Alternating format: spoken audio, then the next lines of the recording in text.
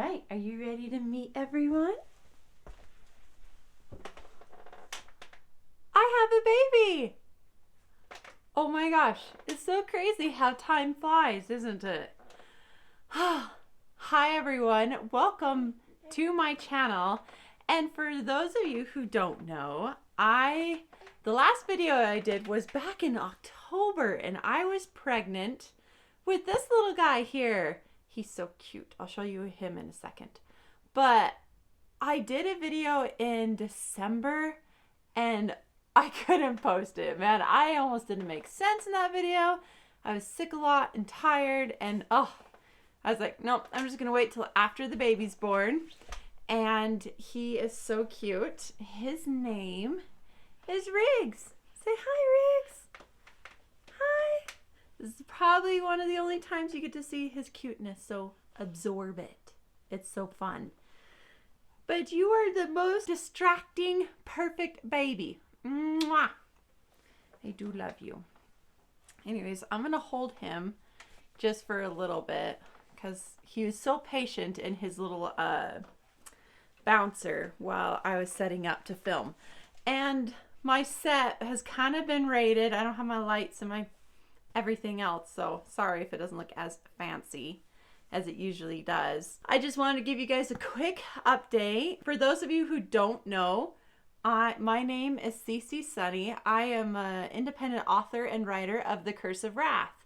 And I'm kind of figuring out now, being a busy mom of young littles, I don't have as much time on my hands as I wish I did for writing. And so I was like, maybe I should have waited to start this writing journey and career, but oh well.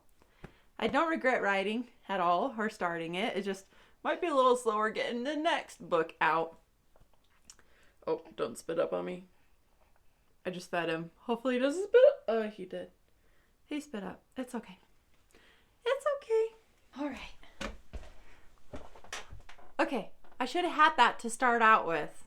I should know. This is my third baby. This year, with the New Year's kicking off, everyone always has goals and writing goals. Are you okay? Mine are to at least get the first draft written of my next book. They're going to be very different from what I previously wrote, and I'm super excited about it, but we'll see if I can get it in the works. And the next thing is my girls are growing up very quickly. They are in around first grade, and I need to finish their baby books because I do write baby books and the stories and the special fun things that I experience with each child as they grow up. And I really try to document the stories for them and pictures, and I need to finish that up. That's another goal I have. And also doing their scrapbooks of all their work and the drawings of the most cute potato heads, unicorns, and cats flying through the air trying to catch mice. It is so cute having kids. I love it. And this is in honor of the next story. Well, not the next story.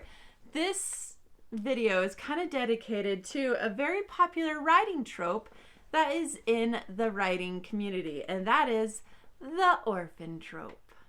Now, in one of my many outline stories, I do have an orphan trope. And I just wanted to talk about it because I think it's the only... Nope, I got one more orphan trope. I got two orphan tropes. And I have mixed feelings about this trope because some of my most favorite books, they have families, and the mom and dad aren't dead, they're involved. A very famous one is Pride and Prejudice. And this is my tip number one. Don't be so quick to write off the family because it is so much fun. A family naturally brings drama with them, whether it be good or bad.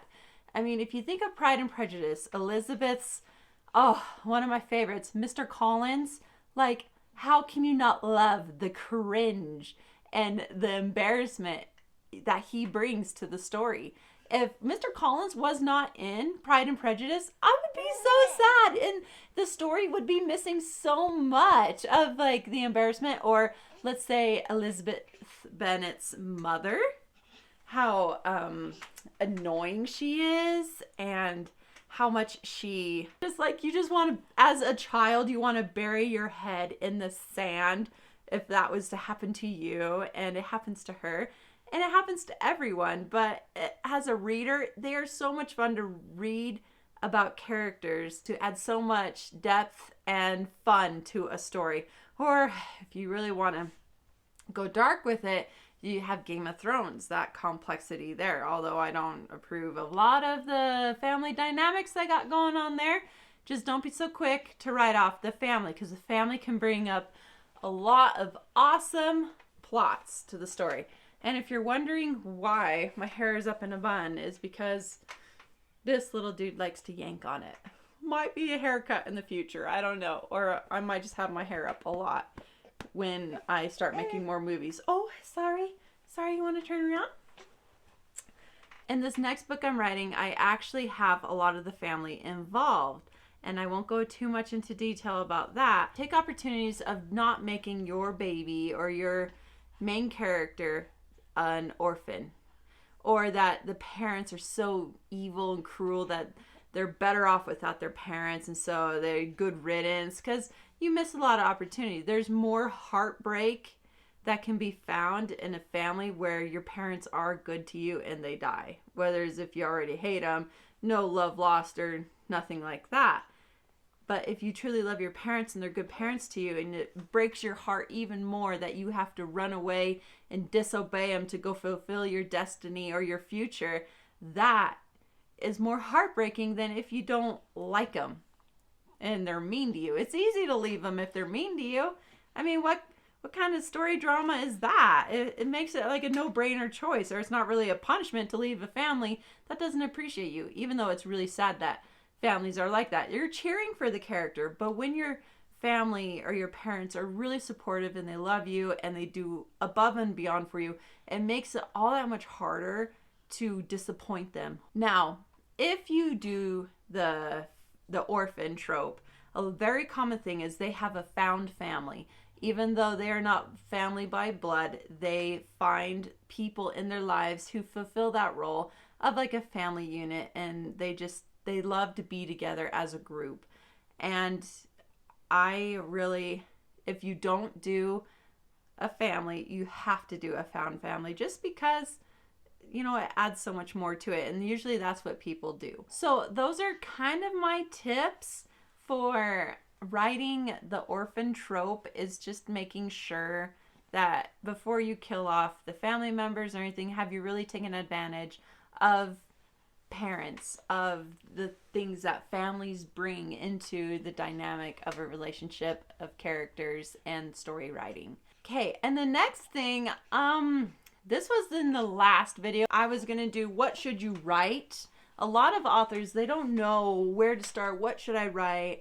Will my story be popular? And I am part of many Facebook groups where it's just the book clubs, and a lot of people talk about the do's and don'ts of what they love about in their stories. And it's down to common themes. And one of them is, number one, bump up your seasons. Your book is going to take place during a certain time in the season. Really bring in the season vibes of when this is happening, whether it be in the springtime where it's really windy, you have sandstorms or rain and thunderstorms, and your couple or your characters are caught in the rain, the mud, the sludge because it's springtime. Or in the summertime, if it's a beach theme, bring in the beach, the sand, the waves, and then the ice slushies and ice cream. My story, The Curse of Wrath, it takes place during the fall and winter time. So I have hot tea, fire places, and the cozy vibes, and the changing of the seasons, falling of snow. I have all of that going on in the story, and really gives you this sense around you of the seasons. Because you'd be surprised how many people read according to the seasons, because they just want to experience it in their books as well, because it's in the air, whatever it may be. Interestingly enough, during January and February, people are dying to go to the beach. They're already looking for summer thrillers or something. So whatever season your book takes place in, bump it up. Okay, really make it feel visible there. And the next thing that they are real sticklers about, and no matter what kind of story you write, is character development. You cannot fudge on this. The main characters have to be likable. They need to change and evolve over the story. They need to sound authentic, yet different from one another, very distinct. That's a tall order, but one of the most important things when you have your beta readers go through your books is to make, and your writing is to make sure that your characters stand out and that they are dynamic and that they sound real and authentic and they have a character journey, okay? And perhaps I'll do a video on character journeys. I need to look back. It's been a while since I looked back at my videos because Mama's been busy. So I need to check back on that. And then your world building is the last one. Really make your world building immersive. They want to see, touch, smell, and taste that world around you. You can even do that in third person. You don't have to write in first person to make it feel immersive. You can do it in third person or all those other writing persons, but just really craft the world around you. Don't do the white room syndrome. You got to go into some details that are important to you to also bump up the season, and make the seasons present, but also make that world really vibrant and present wherever your story takes place. You want the people to smell the leather of the saddle or whatever. It's some kind of sense. You don't want to drown people with those details, but you do want touches of them in your story. All right, that's it. I had to get this last video in because summer is kicking off and my children will be home.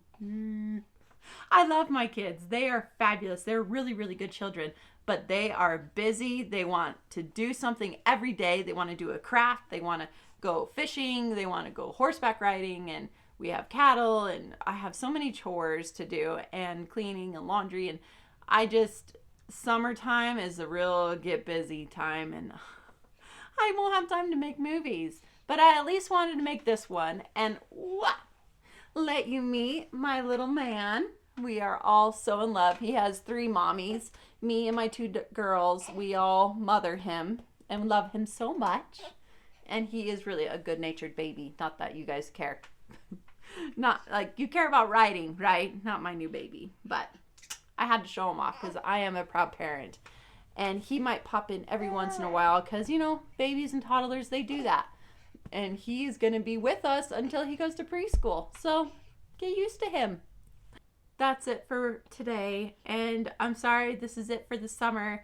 And hopefully by next fall, we'll have things back on schedule. And hopefully I will have an announcement with a first draft done. Because that is the hardest. I don't know how I'm going to write a book. Or even a first draft. Being as busy I am in summer. We'll have to make time. Maybe I'll just have to stay up extra late from like 10 to 11 or 11 to midnight. Oh, sorry. We're wrapping up. Don't worry. Don't forget to follow, like, and subscribe if you like what you see here. We talk about writing tips. I am on, we're getting fussy. I'm on Facebook, Instagram, Pinterest, and all that jazz. I'll link it down below. Okay, I gotta go. I'll talk to you guys later. Bye.